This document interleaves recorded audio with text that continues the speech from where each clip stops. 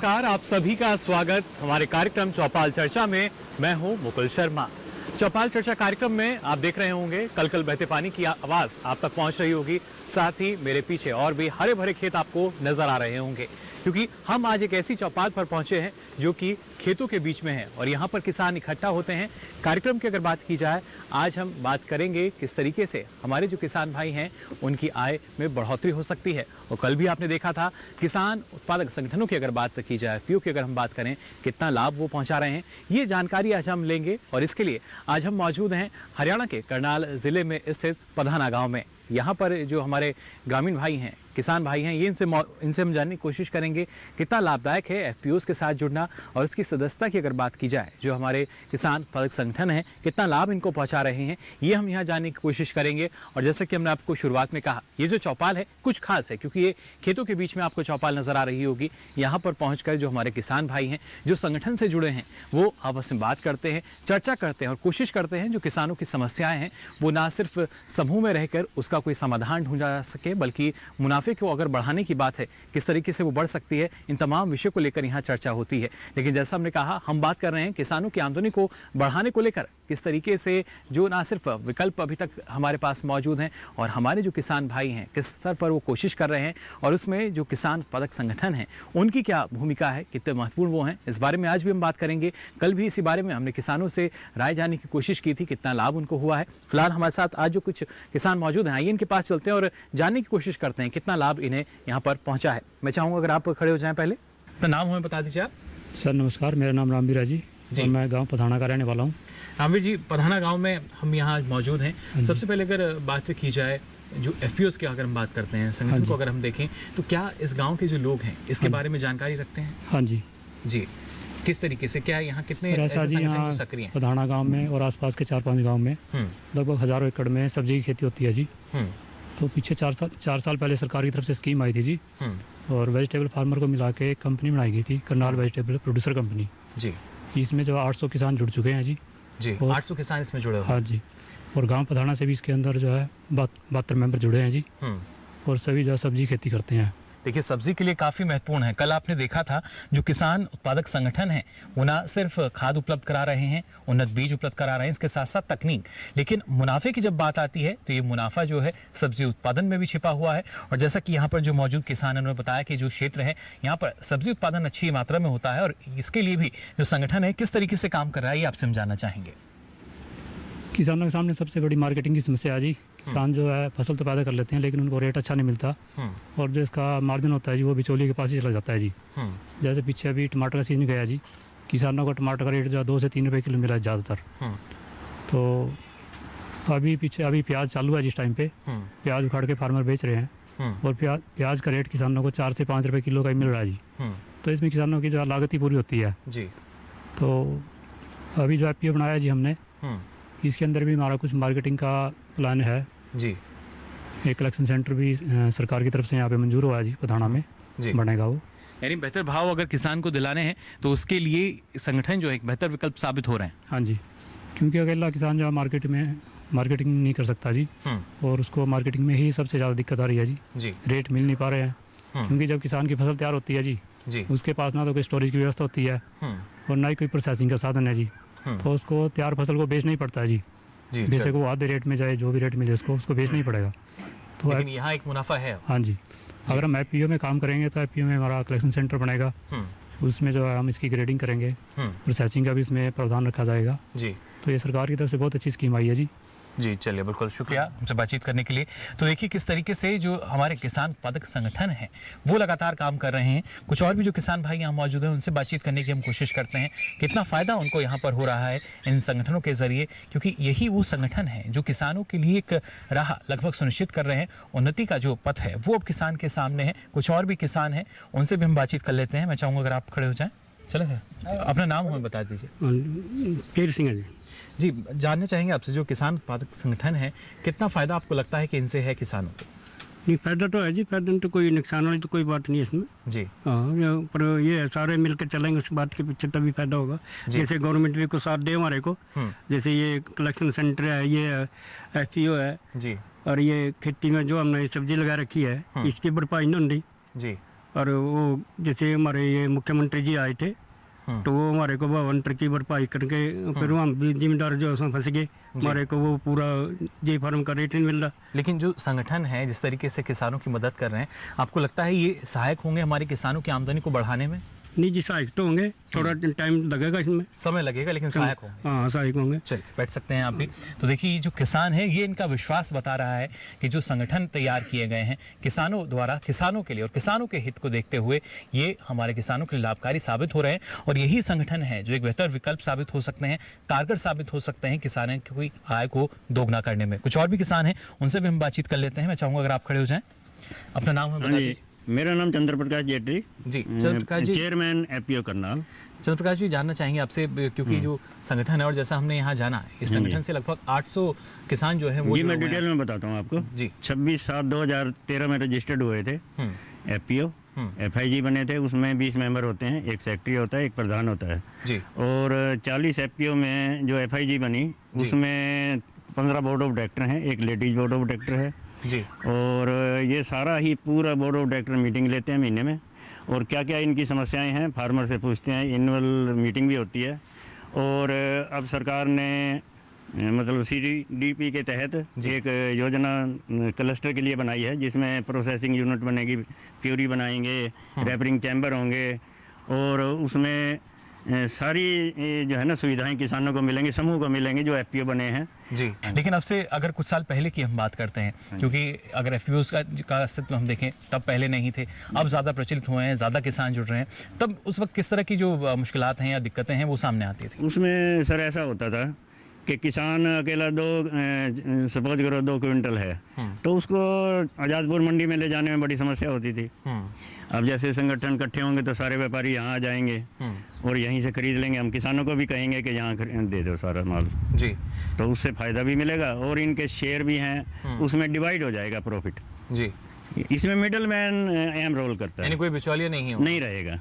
चलिए इसमें किसानों का ही संगठन है, किसानों को ही बेनिफिट मिलने वाला है और यही फ़ायदा है। चलिए शुक्रिया, बैठ सकते हैं आप भी। तो देखिए फ़ायदा जो है वो यहाँ पर यही है, किसानों का ये संगठन है और जो फ़ायदा है किसानों को मिलने वाला है और ये कोई और नहीं कह रहा बल्कि अन्नदाता यानी जो किसान हैं खुद इस बात को मान रहे हैं और क्योंकि उन्होंने इनको अपनाया भी है। संगठनों की अगर बात की जाए उससे जुड़े हैं, सदस्य उसके बने हैं और उसके फ़ायदे जो हैं उन्होंने लिए हैं और आगे आने वाले समय में उनकी कोशिश यही है कि और भी किसान जो हैं वो इससे जुड़ सकें।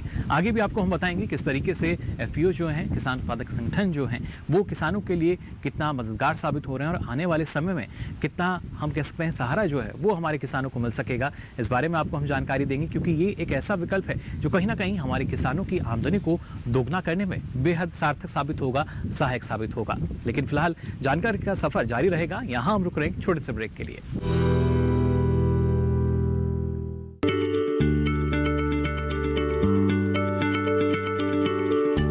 क्या आप किसी बीमारी से परेशान हैं? चाहते हैं डॉक्टर की सलाह? तो हम हैं आपके साथ, बताएंगे आपको जीने की राह। समस्याएं आपकी, समाधान देश के मशहूर विशेषज्ञों के। घर बैठे बात करें देश के जाने माने डॉक्टरों से। हमारे लाइव प्रोग्राम स्वस्थ किसान में हर शनिवार शाम 6 बजे से 7 बजे तक। तो ब्रेक के बाद आप सभी का एक बार फिर स्वागत चौपाल चर्चा में। और ब्रेक पे जाने से पहले आपने जाना खासतौर से वो किसान जो सब्जियों का उत्पादन करते हैं उन्हें कितना लाभ मिल रहा है अगर वो किसी किसान उत्पादक संगठन से जुड़ते हैं, एफपीओ से जुड़ते हैं। और ये वही किसान हैं जो उनके सामने कई तरह की जो मुश्किलें सामने आती थी, लेकिन अब उनका एक समाधान जो है संगठन के रूप में उन्हें नज़र आता है। और कहा भी जाता है अगर समूह में हमारे किसान रहेंगे ज़्यादा फ़ायदा उन्हें मिलता है। बहरहाल कुछ और किसान हमारे साथ मौजूद हैं, उनसे भी जानने की कोशिश हम कर लेते हैं कितना लाभ उनको पहुँचा है। मैं चाहूँगा अगर आप खड़े हो जाएँ, अपना नाम हमें बता दीजिए पहले। मेरा नाम जयगोविंद शर्मा है जी, मैं गांव पधाना का रहने वाला है जी जी, और खेती से संबंधित अपना कार्य है जी। आप भी सब्जियों का उत्पादन करते हैं? हाँ, सब्जियों का उत्पादन हम करते हैं जी। टमाटर है, करेला है, घिया तोरी भी हम उगाते हैं। तो इनके बेहतर भाव के लिए आप क्या कर रहे हैं फिलहाल? बेहतर भाव तो जी इसका विकल्प हमने ज़्यादातर तो ये संगठन का ही चुना है।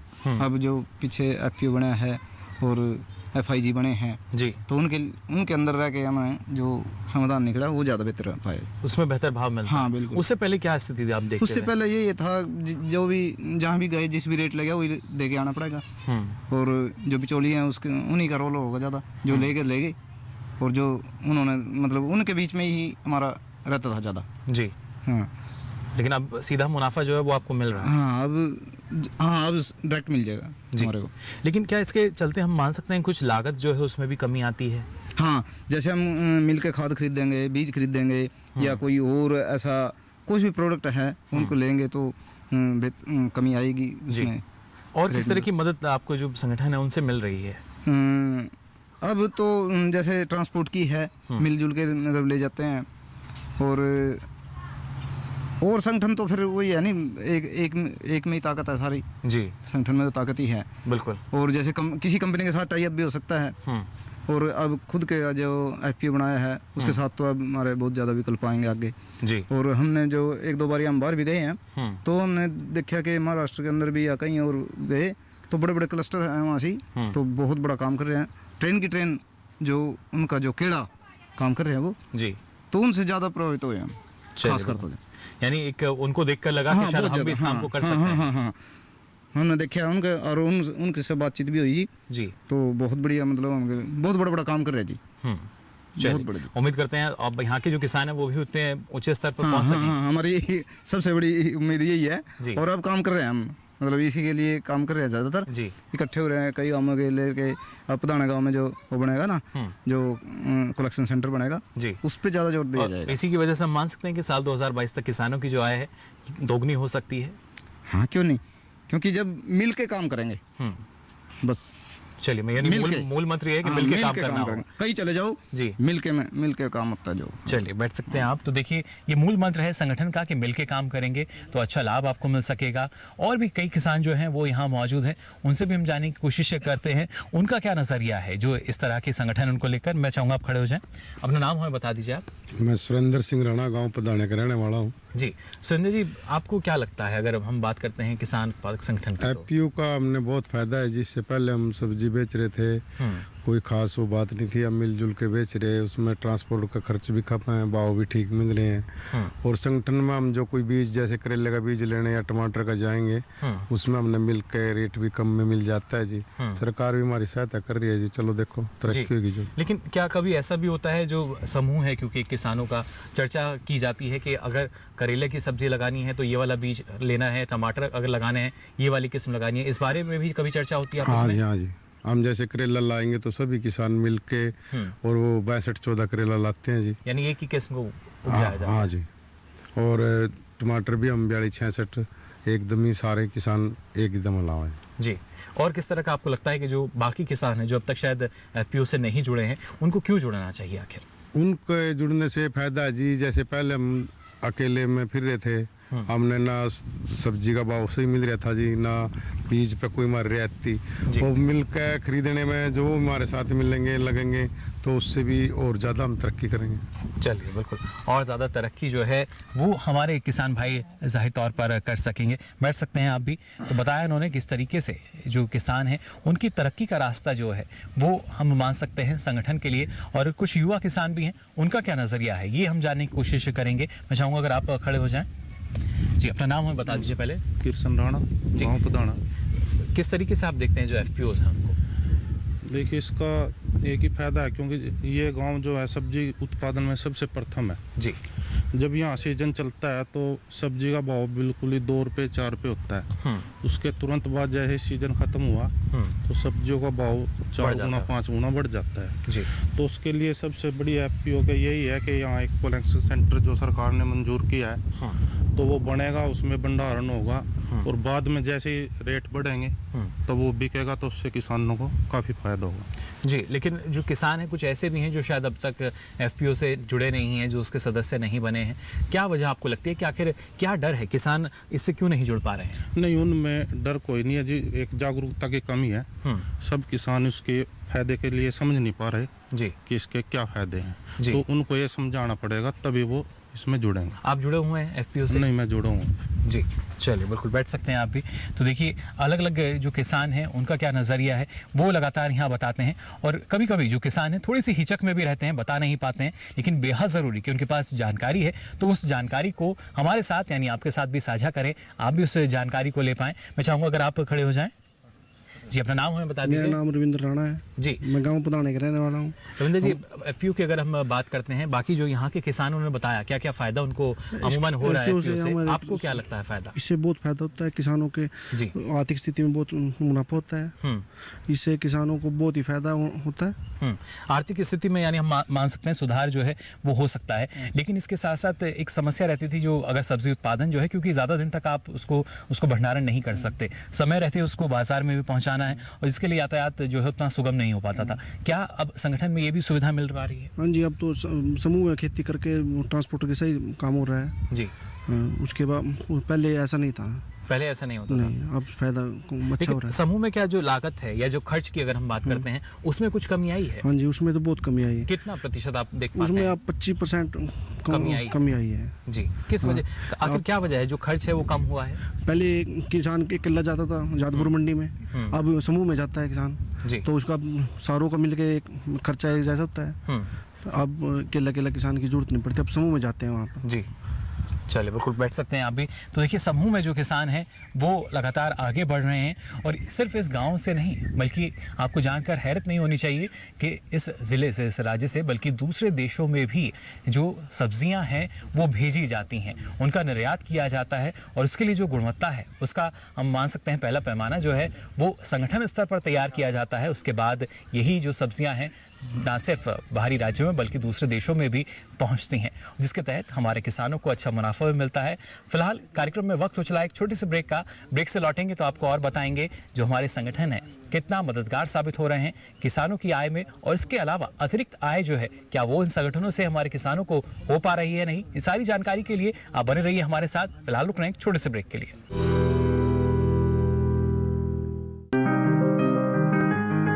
बीमारियों से कैसे बचेगी फसल? मवेशियों की मुश्किलों का क्या है हल? कहां से लाएं बीज, कितनी लगेगी खाद? किसानों के हर फोन का विशेषज्ञ देंगे जवाब। देखिए हेलो किसान लाइव सोमवार से शुक्रवार शाम 6 बजे।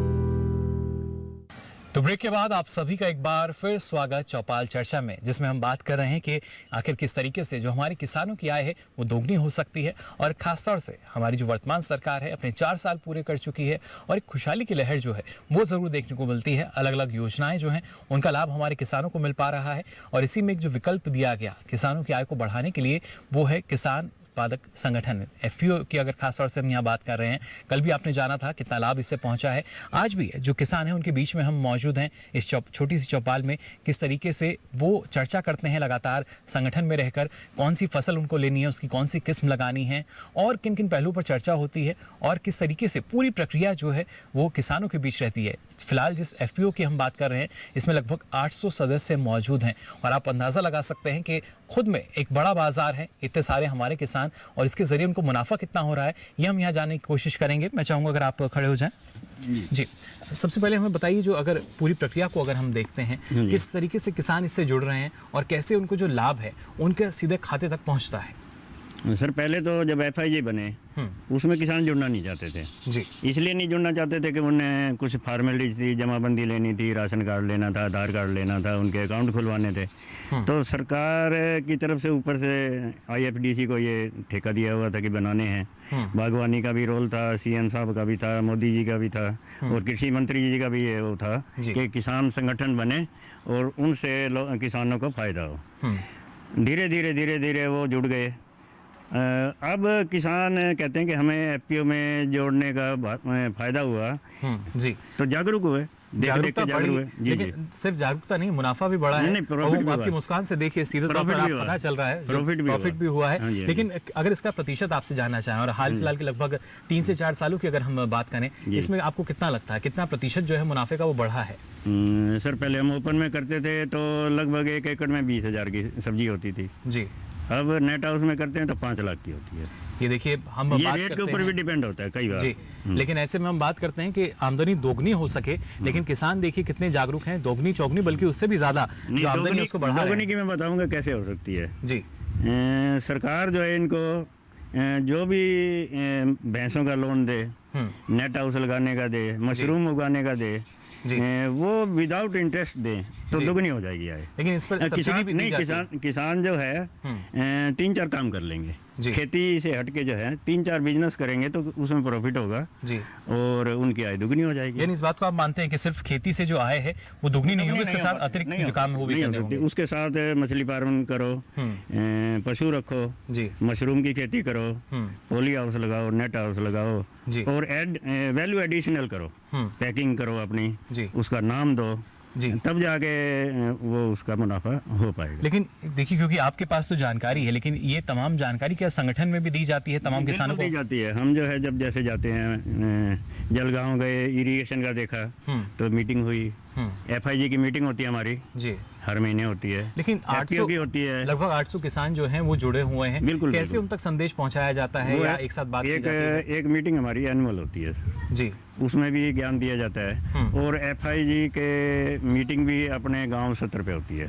जी, उसमें बागवानी विभाग के HDO वगैरह आते हैं, DHO आते हैं, कृषि के वैज्ञानिक भी आते हैं, जी, और SMS भी आते हैं, नेपकॉन वाले आते हैं, DDM आते हैं नाबार्ड से, वो सारी जानकारियाँ वहीं उनको देते हैं। बिल्कुल। और खासतौर से क्योंकि आपने नाबार्ड का जिक्र किया, जी। SFAC है, इन संस्थाओं से कितना लाभ आपको अभी तक मिल पाया? SFAC अगर FPO कोई लोन लेना चाहेगा तो 80% गारंटी FPO को वो देगा। जी, क्यों? बोर्ड ऑफ डायरेक्टर तो अपनी गारंटी कोई दे नहीं गा, क्यों सामूहिक काम है, जी, तो SFAC ही गारंटी देगा।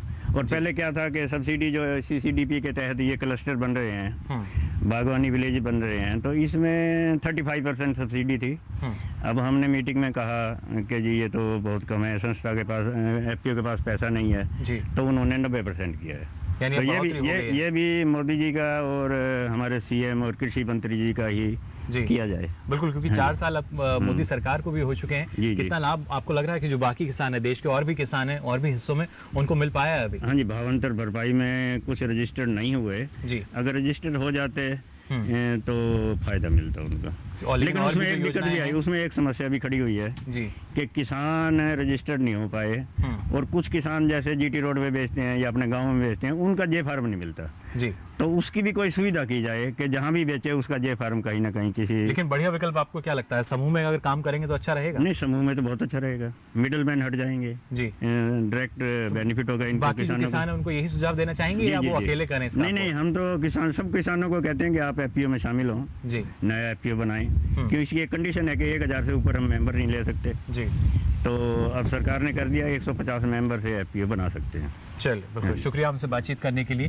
तो देखिए, अगर सदस्य जो है, जैसा उन्होंने बताया, 1000 सदस्य जैसे ही होते हैं उसके बाद एक दूसरे संगठन का आप निर्माण करा सकते हैं, उसका पंजीकरण आप करा सकते हैं, और कम से कम इसके लिए 150 सदस्य जो हैं वो होने चाहिए आपके पास। धीरे धीरे जो सदस्यों की संख्या है वो धीरे धीरे बढ़ती जाती है, और इन्हीं के ज़रिए जो जानकारी है वो एक स्थान से दूसरे स्थान पर भी जाती है, और हमारे जो किसान भाई हैं उनको फिर पता चलता है कि समूह का कितना फ़ायदा है। अगर आप FPO में शामिल हो गए हैं, वहाँ आपको हो सकता लगता हो जानकारी नहीं मिलेगी, लेकिन आप अंदाज़ा लगा सकते हैं, जब हज़ारों की तादाद में किसान भाई एक साथ रहेंगे, बाजार में उनका उत्पादन एक साथ पहुंचेगा तो कितना लाभ उनको मिलेगा, और जाहिर तौर पर जो लागत है वो काफ़ी कम हो सकेगी, जिसका असर ये होगा कि साल 2022 तक उनकी आमदनी जो है ना सिर्फ दोगुनी होगी, बल्कि हम उम्मीद करते हैं कि उससे भी ज़्यादा उनकी आमदनी हो सकती है। और यही सरकार का भी लक्ष्य है कि जो हमारे किसान हैं उनकी आमदनी को किस तरीके से बढ़ा सकते हैं। फिर बात चाहे कृषि की जाए या उससे जुड़े हुए अतिरिक्त जो काम है, यानी पशुपालन को अगर हम बात करें, मछली पालन, मधुमक्खी पालन, ये तमाम ऐसे क्षेत्र हैं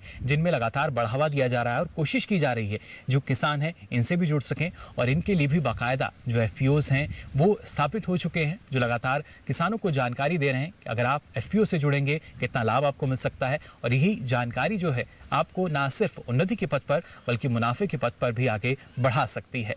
फिलहाल कार्यक्रम में वक्त हो चला है आपसे विदा लेने का। आगे फिर मुलाकात होगी किसी नए गांव में नई योजना के साथ। तब तक के लिए पूरी टीम को दीजिए इजाजत। नमस्कार।